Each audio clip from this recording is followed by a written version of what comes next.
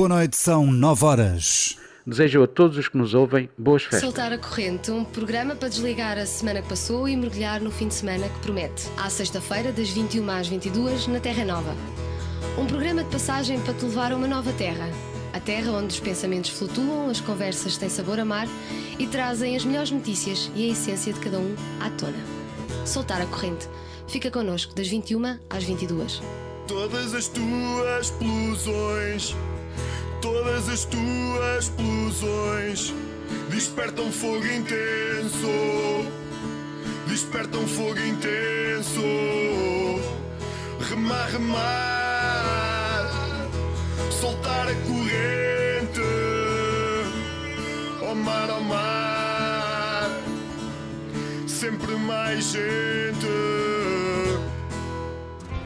Muito boa noite, estamos de regresso a mais um Soltar a Corrente, hoje dia 27 de dezembro, em dia de festa, estamos em plena festa natalícia, esperamos que tenha tido um Feliz Natal, um ótimo Natal, na companhia da sua família, dos seus amigos, com muitas coisas boas, mas sobretudo com muita saúde, muita paz e muito amor. Este é o seu programa semanal, Soltar a Corrente, já sabe, um programa da responsabilidade do Secretariado Diocesano da Pastoral e Vocacional de Aveiro, Juvenil e Vocacional de Aveiro, e hoje, como já deu para reparar, estou sozinha na locução, sem o João e sem o Nuno na assistência técnica. Porquê? Porque ambos resolveram nascer no mesmo dia.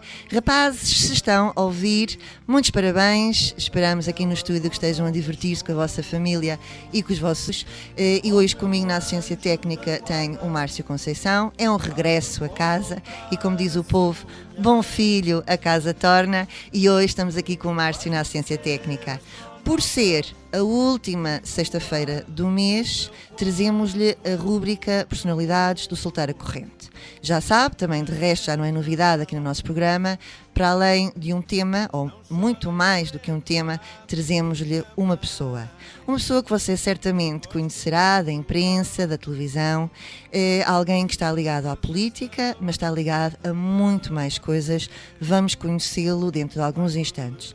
Mas para já, vamos à música, de resto, como é habitual, e queria dedicar esta música aos nossos ouvintes e a dois ouvintes muito especiais, aos aniversariantes aqui de Soltar a Corrente, João e Nuno. Esta é para vocês, Tim e Rui Veloso, Voar.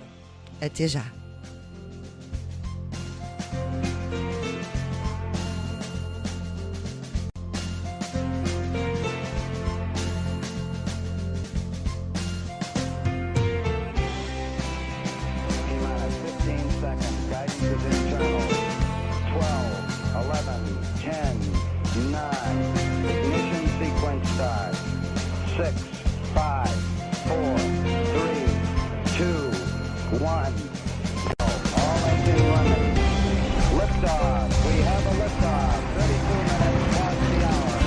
Acordar, meter os pés no chão, levantar, pegar no que tens mais à mão, voltar a rir, voltar a andar, voltar, voltar, voltarei, voltarei, voltarei. Voltarei,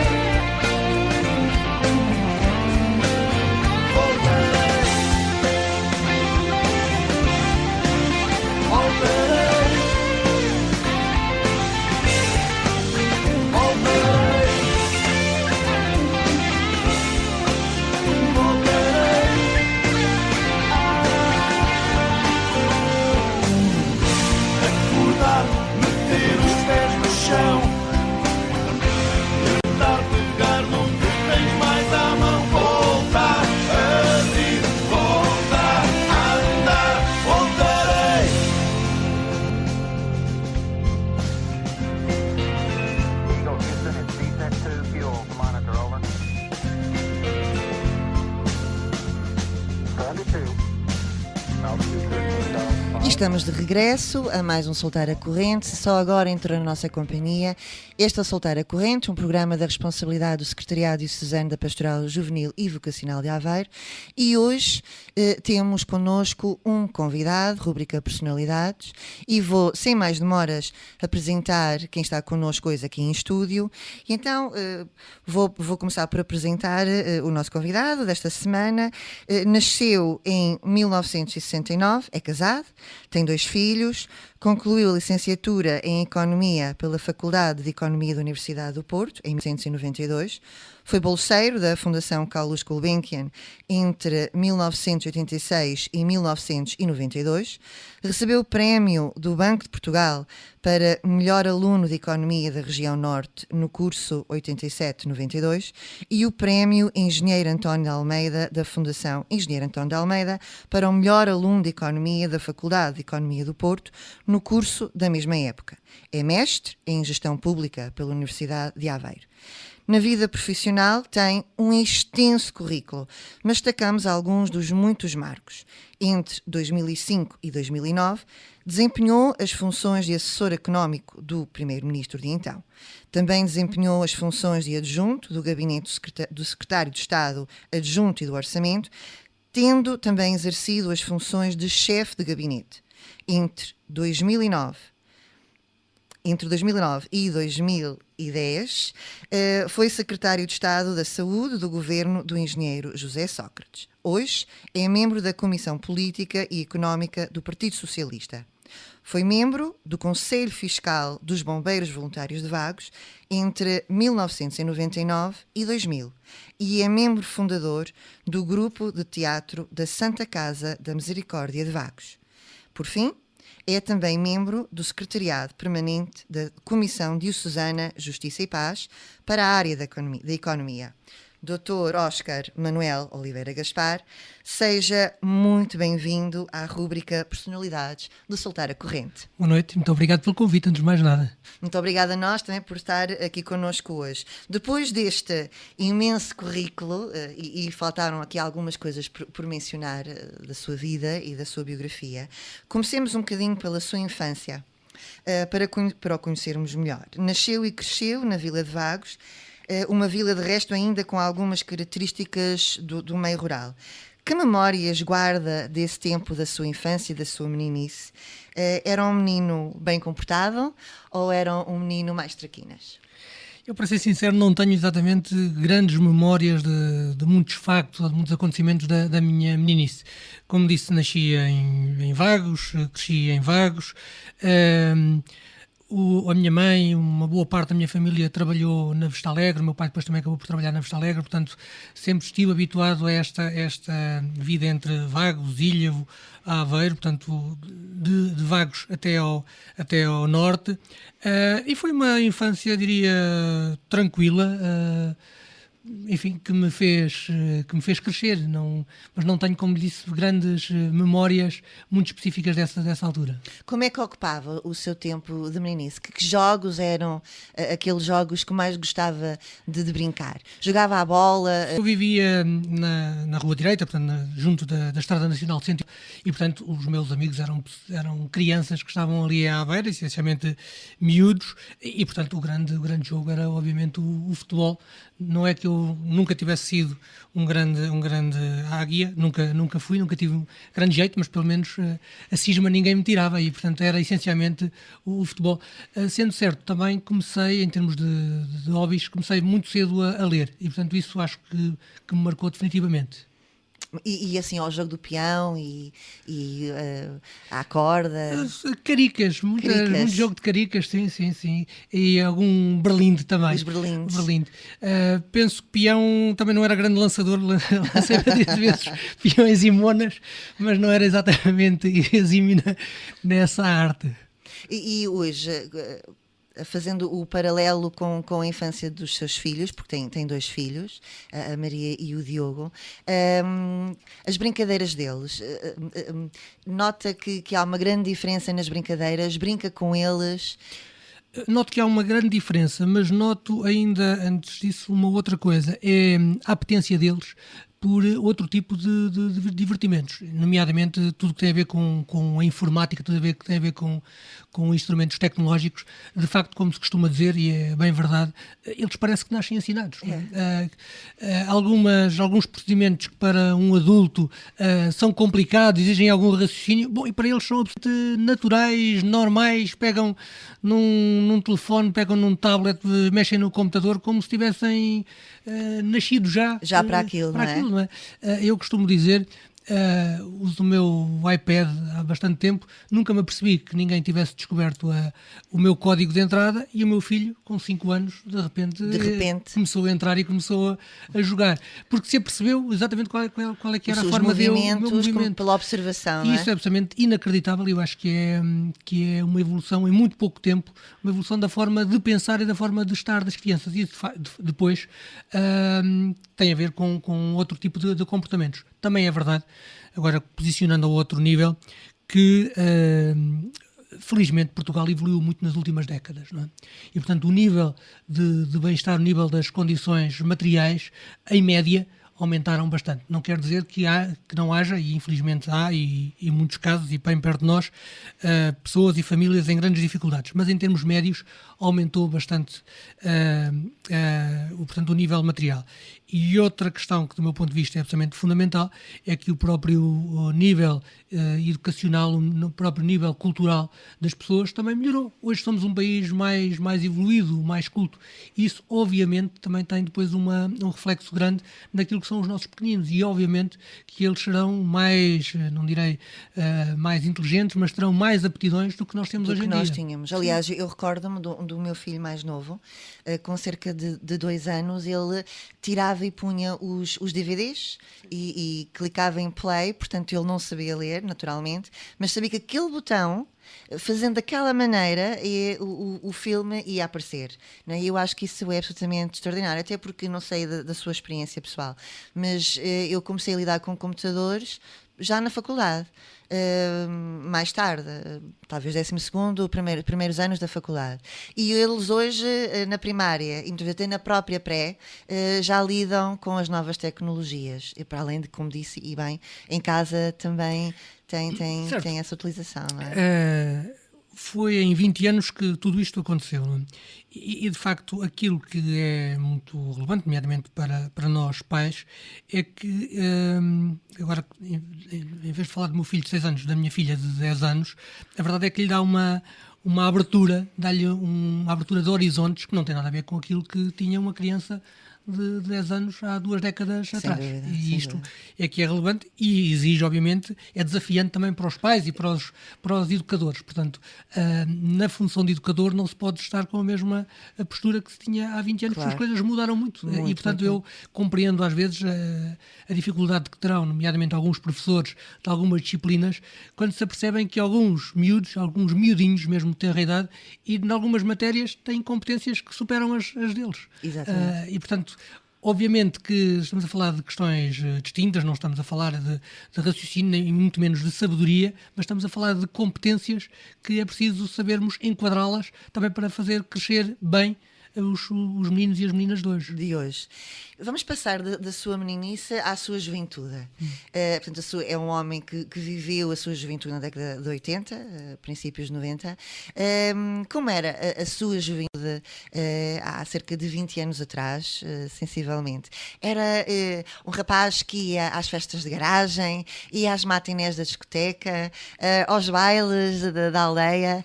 Conte-nos um bocadinho da sua juventude. Eu não sei se posso dizer tudo, não sei se já prescreveu ou não. Não sei. Mas eu acho que foi uma juventude pacífica, normal, portanto, na altura em que eu fiz o ensino secundário, não havia secundário na área que eu queria em Vagos e, portanto, estudei em Ilhavo e, portanto, saí depois daí para a Universidade, para o Porto. Não era exatamente um indivíduo muito dado a bailes, isso não. Não era, nomeadamente, dado a festas de carnaval. Nunca gostei do carnaval, nunca encaixei aquela ideia de que há 3 dias determinados no ano ou 2 dias do ano para uma pessoa se divertir. Tirando isso, acho que sempre tive bons amigos e sempre tive os divertimentos normais de juventude. Com com amigos de diversas origens, com diversos interesses. Acho que isso também enriqueceu bastante, não é? E o que é para si a amizade? A amizade é, desde logo, uma fonte de sustentação da nossa vida, não é? A amizade é aquilo que muitas vezes nos mantém de pé, sem nós nos apercebermos de onde é que emana e de que força é que se está a projetar, mas a verdade é que nós sentimos que somos amigos e que algumas pessoas são nossas amigas, e nós sentimos que há aqui uma força que ultrapassa desentendimentos pontuais, que ultrapassa laços de sangue, mas pessoas que de facto se preocupam realmente com a situação dos outros. E para mim a amizade é isso, são aquelas pessoas, é aquela relação com pessoas com quem até posso não estar durante meses, até anos, mas eu sei que estou em sintonia com elas e elas com certeza também se preocupam comigo e preocupam-se de saber se eu estou bem ou mal. Já tem alguma amizade que dure desde os seus tempos de menino? Sim, tenho várias. Tem várias sim. amizades? Aliás, penso que em termos de amigos, até tenho mais dessa altura do que mais recentemente. A minha vida profissional acabou por ser bastante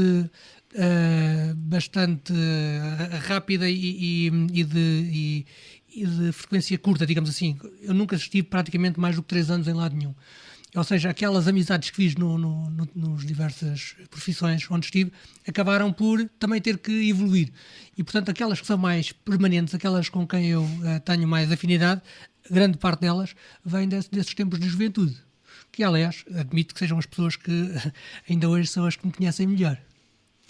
Isso leva-nos também dentro da sua juventude. Todos nós sabemos que está no Partido Socialista, que é membro do Partido Socialista. Fez parte da juventude socialista? Sim, vamos ver um pouco atrás. Eu sou um daqueles casos estranhos que eu sempre assumi que gostava de política, gostava de ver os debates na televisão, gostava de tentar perceber o que é que aquelas pessoas estavam a discutir. Se quiser, eu sempre sonhei em estar na política, portanto, estar do outro lado e, portanto, estar na parte da decisão e na parte do acompanhamento do dossiês, em vez de estar na parte de apenas assistir ao que se estava a passar. Depois participei na juventude socialista, de facto, não tive uma participação muito, digamos, muito visível. Aliás, algumas pessoas que me conhecem hoje da política e perguntam onde é que eu estava na altura porque não deram por mim. Eu tento ser, passa aqui o paradoxo, tento ser algo discreto por onde passo, e a verdade é que não... Acho que pouca gente se lembrará de mim da juventude socialista, mas sim, participei, e é uma... Por muito mal que se diga da política, mas os partidos políticos e também as juventudes partidárias acabam por ter diversas virtudes. Tem também os seus vícios, enfim, deixo para outra ocasião, mas as suas virtudes é uma escola de democracia. Às vezes as pessoas admiram-se quando têm um apartamento e vão a uma reunião de condomínio e veem que às vezes é difícil de estar numa assembleia e os votos e como é que as pessoas estão umas contra as outras. Isso aprende-se de muito novo nas juventudes partidárias. Perceber como é que é este jogo, que é um jogo difícil, é um jogo de convencimento de outros, que é um jogo de ver que interesses é que estão mais próximos dos nossos e de que forma é que, cumprindo as regras, é possível nós chegarmos a uma determinada decisão. Porque às vezes as pessoas não têm a noção, quem não anda na política não tem a noção de que há regras democráticas que são de facto para cumprir. Nós não podemos, ou pelo menos não devemos, ultrapassás-las. E o jogo democrático está muito aí. Às vezes aquilo que se diz são jogos de bastidores, mas é muitas vezes nesse designado jogo de bastidores que se forma um determinado tipo de consensos, porque a democracia não é apenas e só um jogo da maioria ou das maiorias circunstanciais. É um jogo de representantes e de representantes que devem chegar a um objeto que idealmente será o bem comum. E, portanto, as pessoas têm que entender-se, obrigadas a falar, obrigadas a tentar chegar a determinado tipo de compromissos. E eu acho que a vida partidária tem essa parte de ensinamento e esse é o aspecto positivo. Portanto, sem dúvida, é importante a qualquer jovem ter essa mais-valia, essa intervenção também depois, mais tarde, em sociedade. Eu não diria, não me atrevo a dizer que todos os jovens devam pertencer às juventudes partidárias, enfim, cada pessoa mas tem... ajuda. Agora, eu acho que se for bem aproveitado, pode ser não é que seja um trampolim depois para outras coisas, para outras funções, para outro tipo de ambições, mas em termos de crescimento, de percepção de como é que funciona a democracia, isso acho que é importante. E de intervenção, sobretudo, não é? E de intervenção. Eu, ainda hoje, apesar dos meus provectos, penso que sou um idealista, mas em muitas matérias nós não podemos ficar apenas e só pelo idealismo, temos que ser consequentes. E os partidos políticos têm essa obrigação, não podem ficar apenas por um enumerar e apenas por uma ideologia, ficar nos livros. Como diz o Papa Francisco agora na exortação apostólica recente, a realidade vai para além das ideias.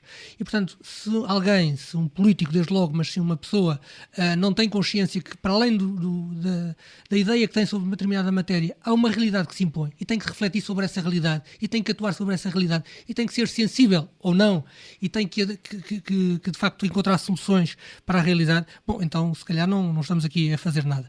E esse aspecto de tentar encontrar uma solução para problemas é muitíssimo relevante. Muito bem. Vamos fazer um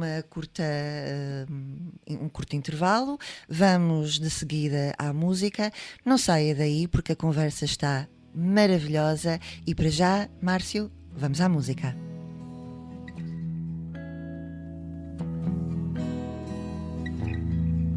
Parava no café quando eu lá estava, na voz tinha o talento dos pedintes, entre um cigarro e outro lá cravava a bica ao melhor dos seus ouvintes, as mãos e o olhar da mesma cor, cinzenta como a roupa que trazia, num gesto que podia ser de amor sorria. E ao partir agradecia, são os loucos de Lisboa que nos fazem duvidar, a terra é ao contrário e os rios nascem no mar.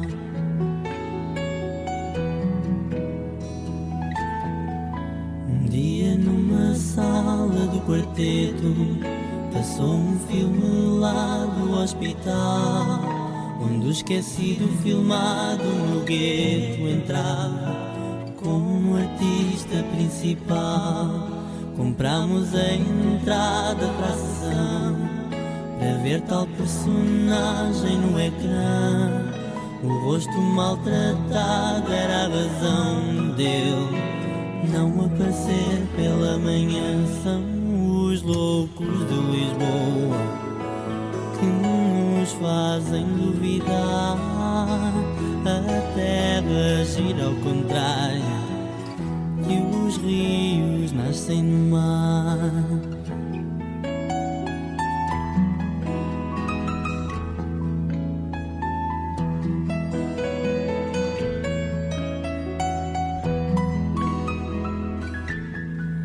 Mudámos muita vez de calendário, como o café mudou de freguesia.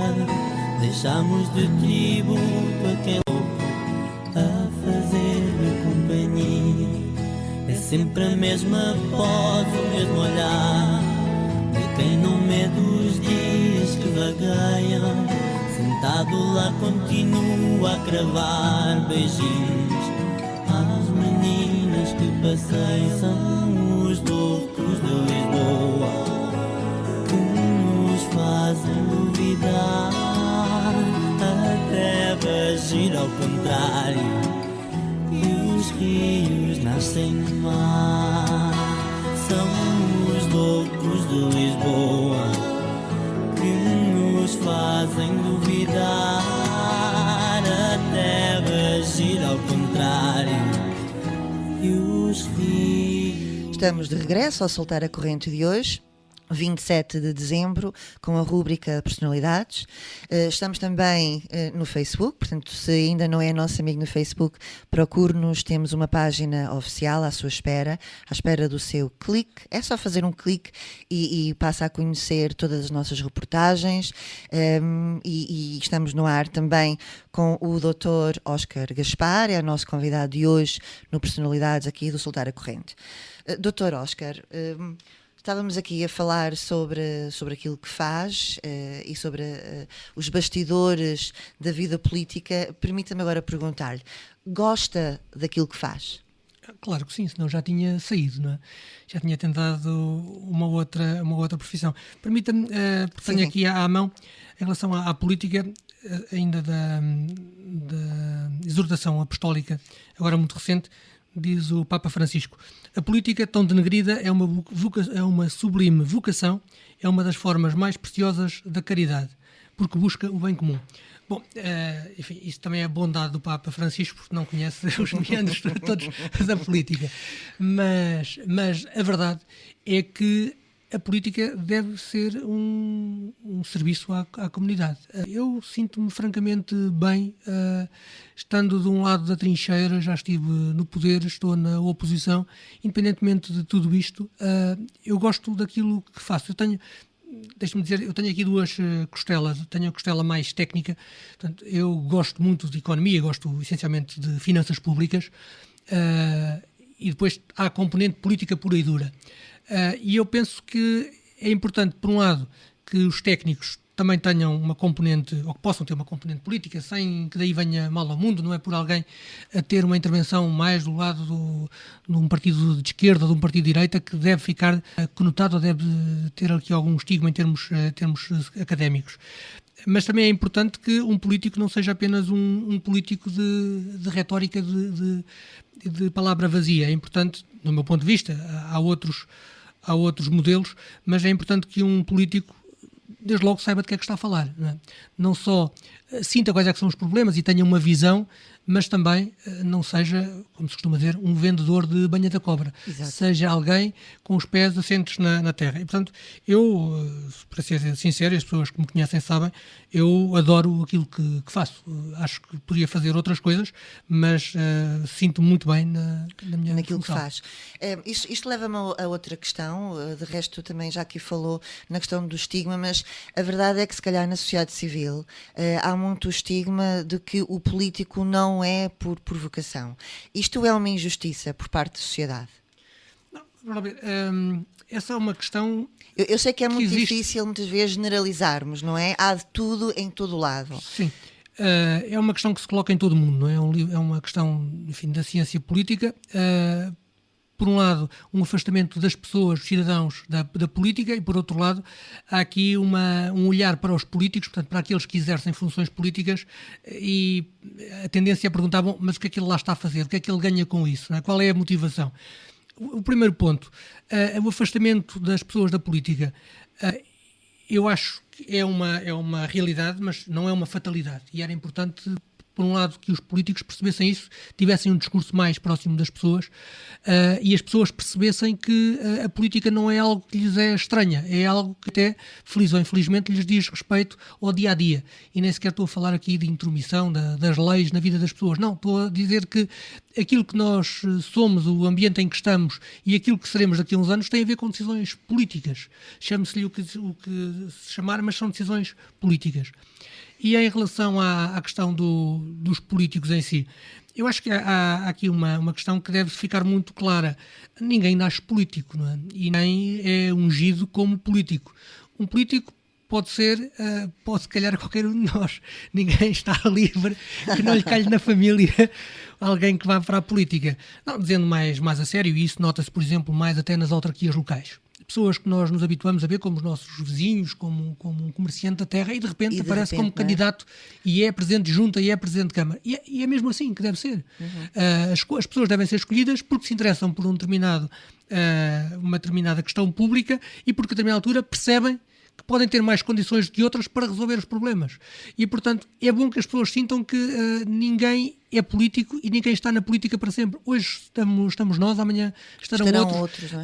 Não é? Mesmo os partidos políticos, hoje estão estes, amanhã estarão outros. Portanto, há aqui um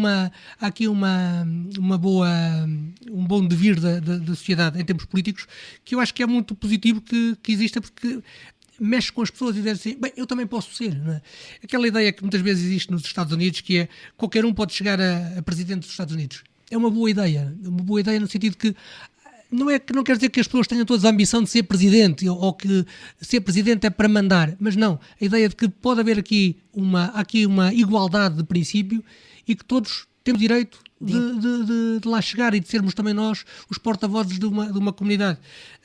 Agora, há muito trabalho a fazer, e a verdade é que os partidos têm muita culpa também, não só em Portugal como em toda a Europa, muita culpa naquilo que se está a passar. E deixe-me dizer-lhes, agora, pondo aqui um ponto de atualidade, nós vamos ter eleições europeias a 25 de maio do próximo ano, e há uma expectativa muito pessimista em relação, por um lado, à participação das pessoas na eleição, e por outro lado, naquilo que é tido como um voto de protesto.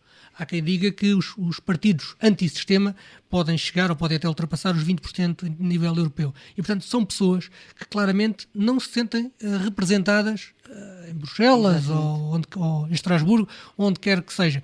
Isto é mau porque nós dizemos que somos cidadãos da Europa, queremos ser cidadãos da Europa, mas, de facto, temos que interiorizar quem lá está, também nos está a representar, e não são os iluminados quaisquer que estão lá por obra e graça do Espírito Santo, passa a expressão, e que estão a mandar na nossa vida. Não é assim, não pode ser assim. Nem pode ser assim. Não pode ser assim. Dr. Oscar, a semana passada nós tivemos aqui algumas convidadas muito, muito giras, de resto tenho para mim, conheço uma muito bem, a Maria, a sua filha. Ela, no final do programa, eu dizia-lhe, olha, sabes quem é que vem cá para a semana? É o teu pai. E ela dizia-me com muita graça, não gosto nada de o ver na televisão.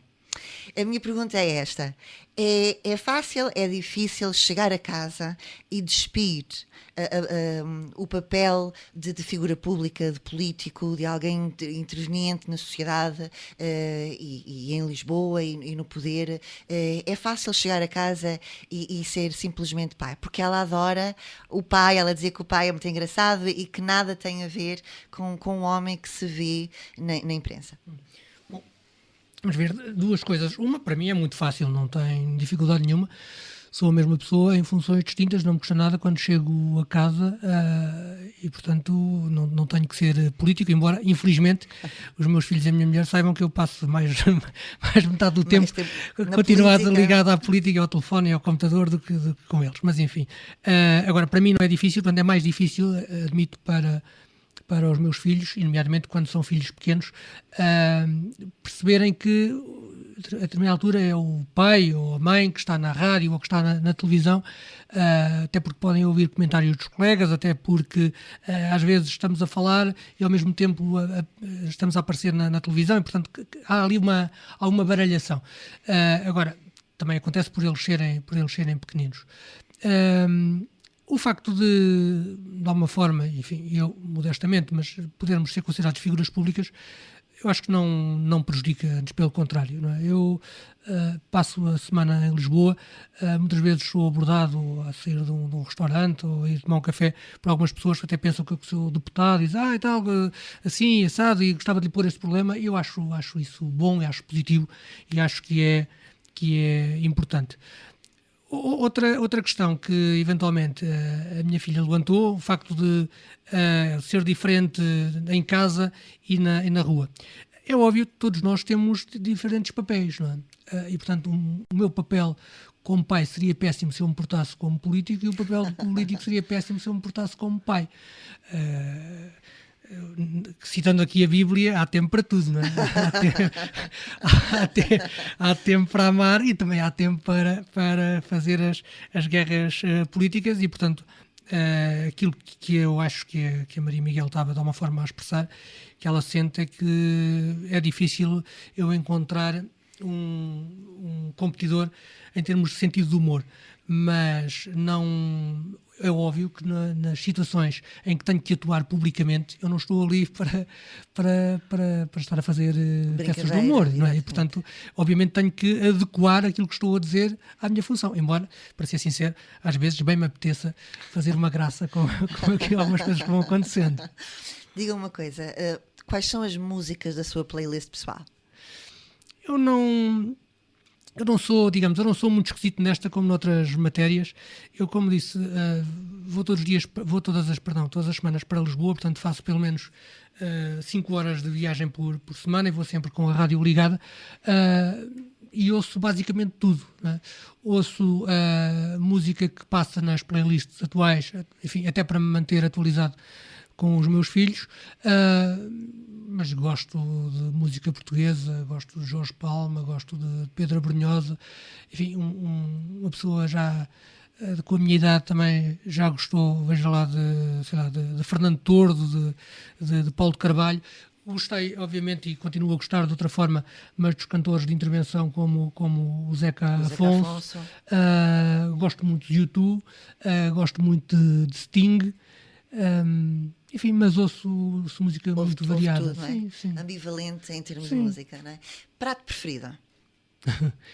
Eis outra área em que não tenho grandes dificuldades. Eu sou bom comedor, gosto de comer e gosto muito desde a feijoada ao cozido à portuguesa, enfim, gosto de tudo, basicamente. E cozinha? Infelizmente, cozinho um bocadinho, sim. Qual é a sua especialidade? Certo, podemos confirmar a qualquer momento.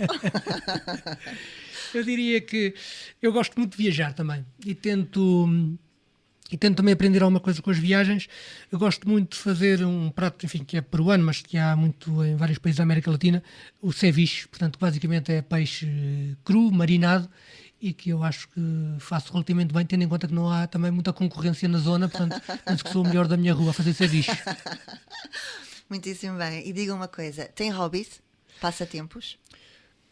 Eu sei que esteve ligado à fundação de um grupo de teatro. Eu gosto muito de teatro, não é? Gosto muito de teatro, tento, quando estou em Lisboa, quando posso ir a peças de teatro, tento comprar peças de teatro, gosto muito de ler teatro, e de facto teatro é uma área que gosto muito. Já agora, não foi referido no início, também gosto muito de uma outra área que é aqui concorrente, que é da comunicação social. Também fiz parte de um grupo que acabou por relançar o jornal Em Vagos, o Ponto, e eu gosto muito do jornalismo. Mas, digamos, o meu grande hobby, onde passo de facto mais tempo, é a ler. É aquilo que eu gosto de fazer. Qual é o seu livro favorito? Tem algum? Tenho, mas não lhe posso dizer. Não posso dizer porque... Não, agora fora de brincadeiras. Eu gosto muito de ler, tenho muitos autores que gosto muito de Philip Roth, tenho todos os livros, gosto muito da Mancha Humana, gosto muito do Animal Moribundo, da Humilhação, gosto de Coetzee, nomeadamente a Desgraça, gosto muito do Gonçalo M. Tavares, que é aqui de Aveiro, nomeadamente já agora o Aprender a Rezar na Era, na época da técnica. Gosto muito de Almeida Garrett, para usar aqui um clássico, e mais e basicamente se há coisa em que gosto de gastar tempo e gastar dinheiro é de facto em livros, e é algo que tenho prazer e é algo que gosto não só de ler, como também ter livros, folhear livros e voltar a relê-los. Muito bem. E qual é a característica que mais gosta nas pessoas e qual é a característica que menos gosta nas pessoas? Que menos aprecia? Bom, eu acho que o que mais aprecio nas pessoas é a esperança.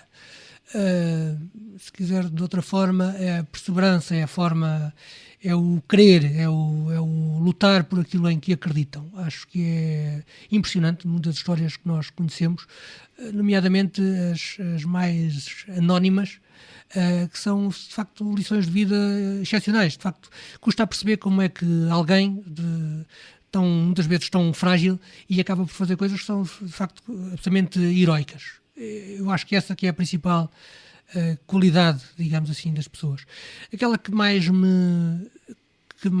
que eu menos gosto é a inveja ligada à intriga. Não consigo perceber como é que as pessoas perdem tanto tempo a falar da vida dos outros, a falar não com preocupação, mas, enfim, por mexerico. Acho que isso, de facto, não leva a lado nenhum e eu, sinceramente, acho que não contribuo para esse campeonato. Tenho muitos outros pecados, mas esse felizmente, não, penso que não. Esse não. Antes de irmos a uma nova e breve pausa para a música, quem é Deus para si?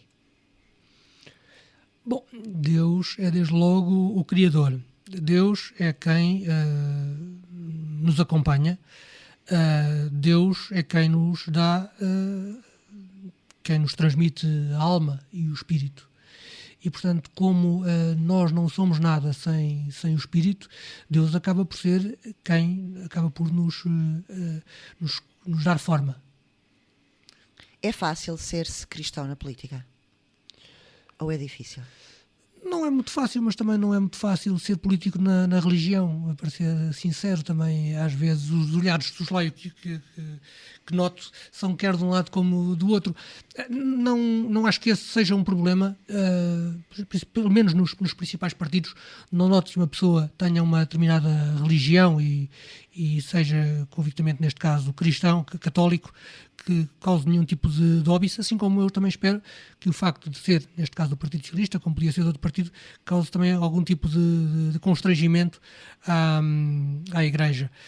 Não noto que haja nenhum tipo de problemas. Na sua questão concreta, o ser católico num partido como o Partido Socialista não é difícil. Podemos, se quiser, falar de algumas áreas de fronteira mais complicadas, mas o dia-a-dia da política não é dessas questões, que obviamente têm que ser também abordadas e têm que ser resolvidas interiormente. Portanto, não se sente confrontado com os ideais políticos, a forma de ver na política com aquilo que é ser... Pelo contrário, os ensinamentos que eu conheço da Igreja desde sempre são de que, por um lado, há um desafio que as pessoas se empenhem politicamente e, por outro lado, sempre ouvi que não há aqui preferências ideológicas.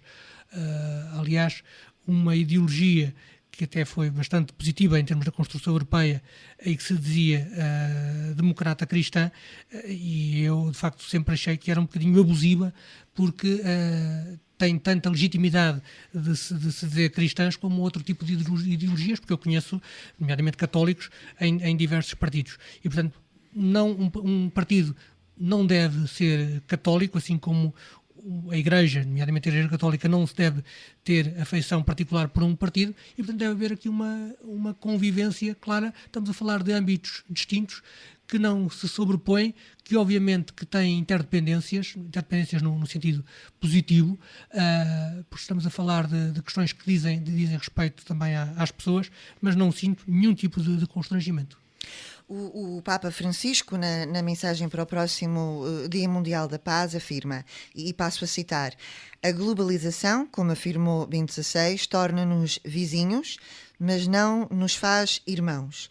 As inúmeras situações de desigualdade, pobreza e injustiça indicam não só uma profunda carência de fraternidade, mas também a ausência de uma cultura de solidariedade. As novas ideologias, caracterizadas por um generalizado individualismo, egocentrismo e consumismo materialista, debilitam os laços sociais, alimentando aquela mentalidade do descartável que induz ao desprezo e abandono dos mais fracos, aqueles que são considerados inúteis.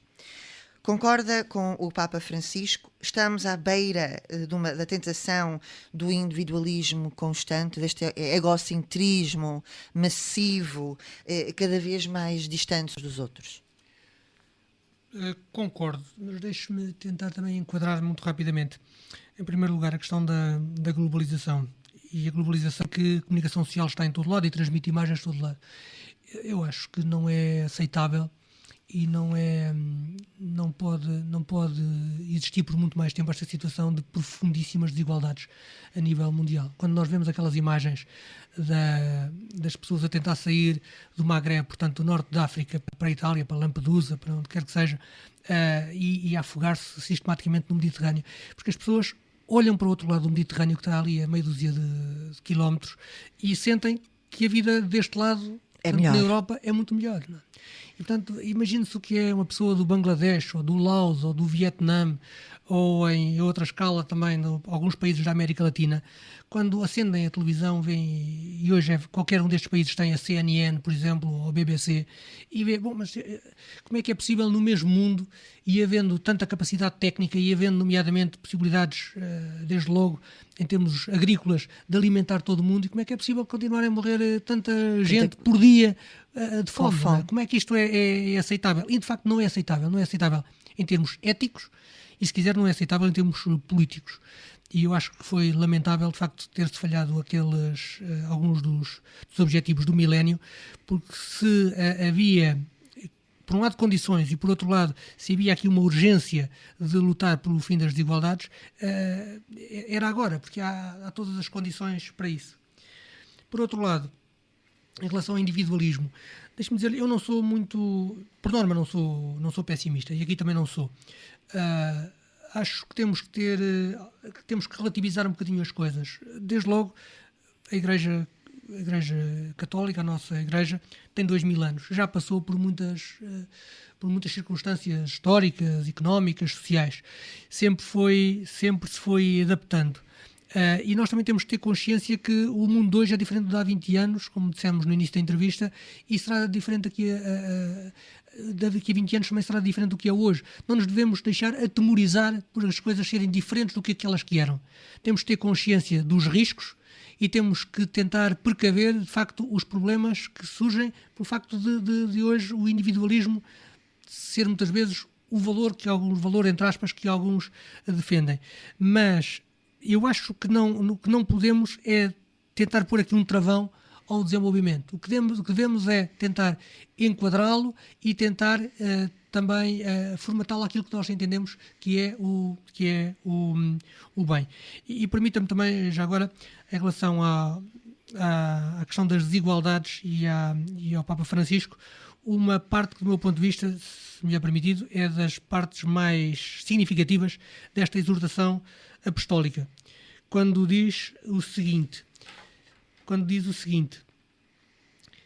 a necessidade de resolver as causas estruturais da pobreza não pode esperar, e não apenas por uma exigência pragmática de obter resultados e ordenar a sociedade, mas também para curar de uma mazela que a torna frágil e indigna e que só poderá levá-la a novas crises.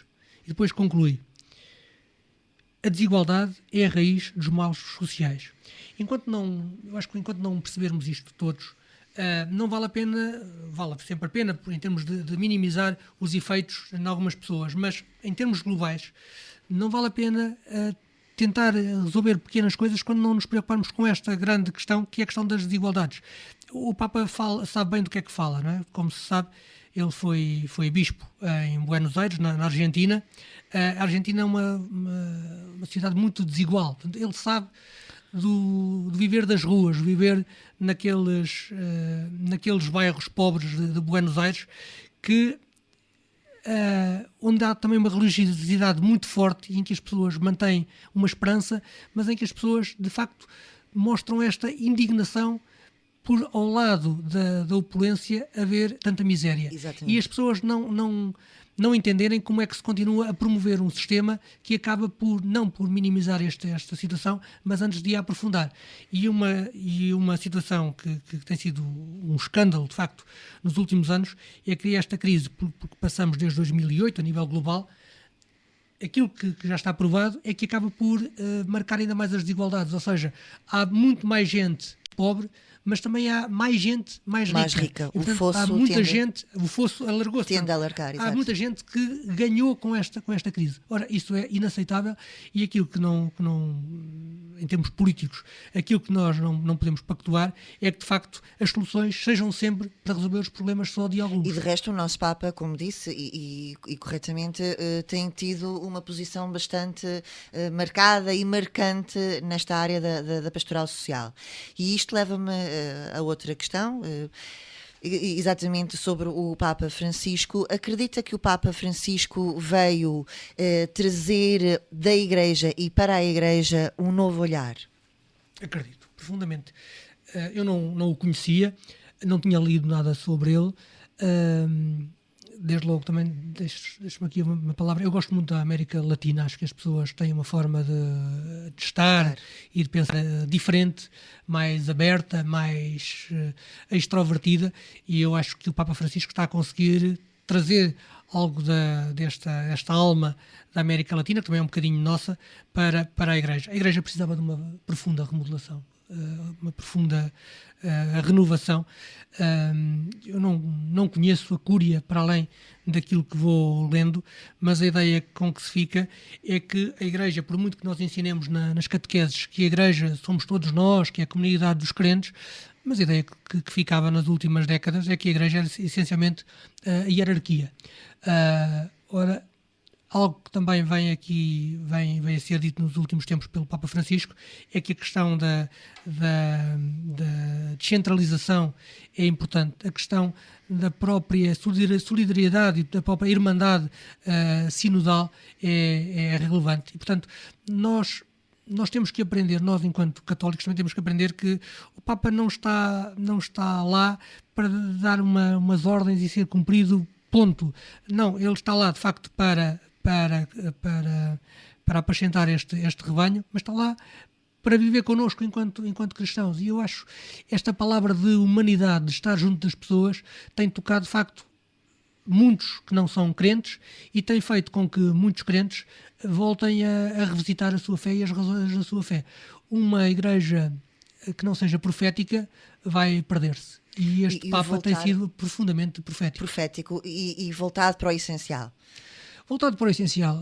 Eu admito que tenha feito tremer muitos palácios quando disse que a igreja tinha que ser pobre, e ele queria uma igreja pobre, mas de facto ele tem dado mostras de não ter sido apenas uma declaração, não foi apenas um ato de retórica. Ele tem demonstrado que ele acredita numa igreja pobre, porque a igreja pobre é que conhece as pessoas, é que conhece os cidadãos.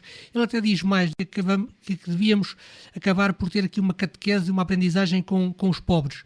O que admito que isto na Europa mais desenvolvida e nos Estados Unidos possa ser um choque para os crentes, mas ele tem consciência que é preciso ter aqui um renascer da Igreja, um renascer em termos de espírito de evangelização. Pessoas, não é? Aliás, de resto, a própria linguagem dele não é uma linguagem erudita, é uma linguagem simples que chega a todos. Acha que também a Igreja, as linguagens devem mudar? Claro que sim. Repare, esta exortação apostólica começa por alegria. E depois é toda neste sentido. Chega a dizer explicitamente, bom, eu não quero que os católicos sejam gente com cara de defunto. E repare que o impacto, mesmo num país como Portugal, há muita gente, muitos opinion makers que não são católicos, não são crentes e que têm vindo a fazer análises sobre esta exortação apostólica e a dar mérito a estas palavras. A linguagem é extremamente importante, senão, deixe passar aqui o paralelo, é um bocadinho como dizíamos há pouco em relação à política, senão as pessoas não entendem. De nada vale termos um belo discurso, uma bela exortação, se depois estivermos a escrever ou estivermos a ler para meia dúzia de supostos entendidos na matéria, não é? E há palavras do Evangelho que eu acho que são difíceis ainda hoje de entendermos, mas a verdade é que também Jesus disse que se devia falar era para aqueles que não percebem, não é? E não era para os sábios que devia falar. E portanto a Igreja também tem que perceber isto. Não se pode fechar numa razão dogmática em que não pode haver contestação e nem sequer pode haver vivência. Não. Por exemplo, a questão dos sacramentos. Os sacramentos, obviamente, têm que ser vividos, porque se forem apenas a parte ritual, acabam por perder a adesão da parte dos descrentes e acabam por perder valor mesmo para quem os vive. Exatamente, são vazios. Sim. Aliás, eu costumo dizer que não se fazem sacramentos, vivem-se os sacramentos, né? Porque há sempre aquela ideia do checklist, faço, já está, cheque, siga para outra coisa qualquer. Portanto, há muito esta necessidade de trabalhar a vivência, sermos, mais do que termos, não é? Dr. Oscar, o que é ser pai para si? O que é a família para si? Bom, o ser pai é desde logo uma novidade, não é? Eu acho que ninguém está preparado para ser pai. É daquelas experiências que, por muito que uma pessoa leia ou acho que está preparado, não está. E, de facto, é uma das boas componentes da paternidade, e também penso que da maternidade, é este descobrir a dia-a-dia e percebermos que os nossos filhos estão a crescer, e estão a crescer connosco, e estão a ganhar autonomia, e é uma sensação de profunda alegria. É de facto um mistério como é que de repente um ser que não existia e acaba por ser muitas vezes o centro do nosso mundo. É desde logo uma alegria e é uma graça. Muito bem. E família? A família, há pouco falava-se da amizade, a família vai no mesmo sentido.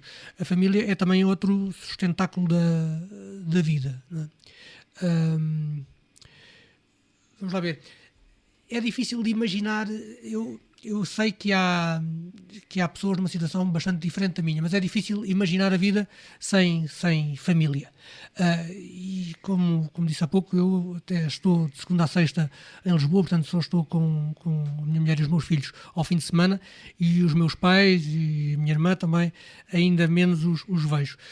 De qualquer maneira, é o Porto, desde logo. A família que não é tão direta é desde logo o porto de abrigo, é sempre aquele sítio onde sabemos que podemos voltar e que recebemos que nos dá abrigo em todas as horas, o carinho que é necessário quando estamos um bocadinho mais afetados.